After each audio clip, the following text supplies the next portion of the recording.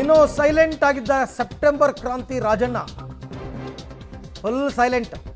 ಉಸ್ತುವಾರಿ ಸುರ್ಜೇವಾಲಾ ಸಭೆ ಮಾಡ್ತಾ ಇದ್ದಾರೆ. ಇಕ್ಬಾಲ್ ಹುಸೇನ್ ಮೇಲಿಂದ ಮೇಲೆ ಹೇಳಿಕೆ ಕೊಡ್ತಾ ಇದ್ದಾರೆ.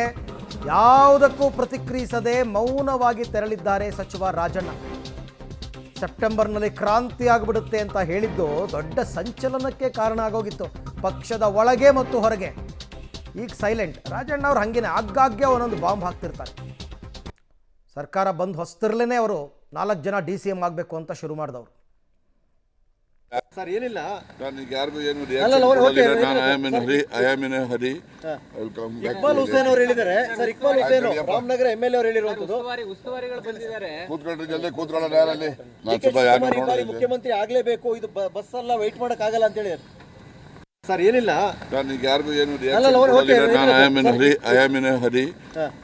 ಇಕ್ಬಾಲ್ ಹುಸೇನ್ ಅವರು ಹೇಳಿದ್ದಾರೆ. ಸರ್ ಇಕ್ಬಾಲ್ ಹುಸೇನ್ ರಾಮನಗರ MLA ಅವರು ಹೇಳಿರುವಂತದ್ದು ಉಸ್ತುವಾರಿಗಳು ಬಂದಿದ್ದಾರೆ. ಕೂತ್ಕೊಂಡ್ರೆ ಜಲ್ದಿ ಕೂತ್ಕೊಳ್ಳೋಣ ಯಾರಲ್ಲಿ ಮುಖ್ಯಮಂತ್ರಿ ಆಗ್ಲೇಬೇಕು, ಇದು ಬಸ್ ಎಲ್ಲ ವೈಟ್ ಮಾಡಕ್ ಆಗಲ್ಲ ಅಂತ ಹೇಳಿ. ಸರ್ ಏನಿಲ್ಲ ನನಗೆ ಯಾರಿಗೂ ಏನು ಇಕ್ಬಾಲ್ ಹುಸೇನ್ ಅವರು ಹೇಳಿದ್ದಾರೆ. ಸರ್ ಇಕ್ಬಾಲ್ ಹುಸೇನ್ ರಾಮನಗರ ಬಿಸಿ ಮುಟ್ಟಿದೆ ಅಂತ ಅನಿಸ್ತಾ ಇದೆ ರಾಜಣ್ಣ ಅವ್ರಿಗೆ ಹೈಕಮಾಂಡ್ ಕಡೆಯಿಂದ. ಸ್ವಲ್ಪ ಸೈಲೆಂಟ್ ಆಗಿರಬೇಕು ಅಂತ. ಹಾಗಾಗಿ ಅವ್ರೇನೂ ರಿಯಾಕ್ಟ್ ಮಾಡಲಿಲ್ಲ. ನಿನ್ನೆ BR ಪಾಟೀಲ್ ಅವರು ಕೂಡ ಏನೂ ಮಾತಾಡಲಿಲ್ಲ. ಯಾರ್ಯಾರು ಮಾತಾಡಿದ್ರು ಎಲ್ಲ ಸೈಲೆಂಟ್ ಇವಾಗ.